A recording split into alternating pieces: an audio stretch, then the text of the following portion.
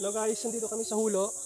Nanguha kami ng patong at meron nga rin kami natagpuang labong. So ito, minakuha na kaming labong kanina. Yan. So binabalatan guys kasi ang hirap magbitbit. At ano to, makate. Kailangan makuha yung balat niya kasi ang balat ng labong is mabalahibo. See, mabalahibo yan. Itong balahibo na to, makate yan. So, kailangan natin makuha. Tsaka, pandagdag bigat pa yan. So, balatan na lang natin para gumaan-gaan siya ng konti. So, yan na siya. Si Manong Chris. Bayaw ko. Pogi. Pogi daw. So, kailangan natin balatan guys. Kaya pag ano ko. Bakit? Naubos ko.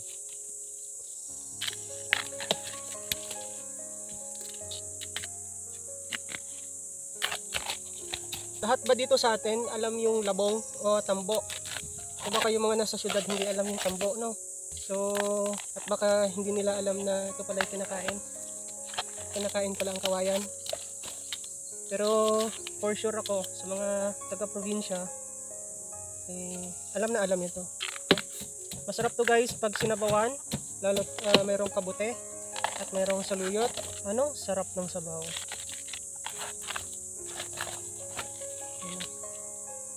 Patong ito, maraming klase ng kawayan ha. Merong kawayan na yung kawayang tinik, yung malaking kawayan yun na matinik siya, na ang hirap-hirap niyang punan ng mga ganito. Meron naman patong na tinatawag pa dito sa Bisaya, ito yon, yung patong. Yung patong ay yung straight siya na puno ng kawayan na hindi siya ganun ka-tinik. Madali siyang putulin kung gusto mo magputol ng patong, yun, magandang kunin.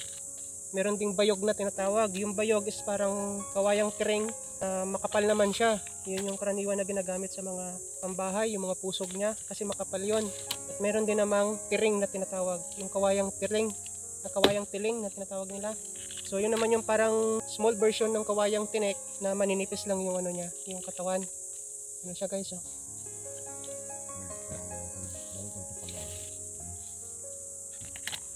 So ito naman ang kawayan. Dito sa amin, talaga dito sa amin, sa bahay, hindi talaga to ano, patong kasi ito eh. Sabi kasi ni nanay, mapait daw ito. Kaya ang ginagawa niya lang dito, ginagataan lang niya. Pero sa iba naman, nagagawa nila na nasasabawan nila itong labong ng patong. Ewan ko, sa amin, si nanay, kinagisna namin to sa amin na pag labong patong ay gata lang talaga siya. Kung nagsasabaw kami nito, yung labong na kawayan tinik. Ang balahibo niyan guys, oh, no? Diba? Makati yan sa balat.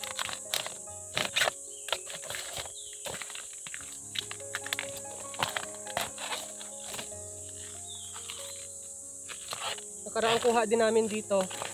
Meron din kami nakuha, siguro 3 piraso yun yun, no? 3 piraso yung nakuha namin dito. Inano nyo yun? Bulang lang lahat. Sabaw, isda. Yung sinabawan. Yun, nagulay nila ng ano. Sa pagluluto lang din talaga siguro, no? So ngayon, bumalik kami kasi kulang yung kawayan. At ito nga, nakita namin, no? Ang gaganda ng tubo niya. 5 piraso to ngayon. Ang lalaki pa. Yung nakaraan, maliliit pa eh. Medyo maliliit pa eh. Lapit na kasi tag-ulan, kailangan mag-imbak ng ulam. So, kailangan mag-attitude langgam tayo ngayong mga panahon. Kasi magtatagulan na, kailangan natin mag-impok ng pagkain. So, yan guys.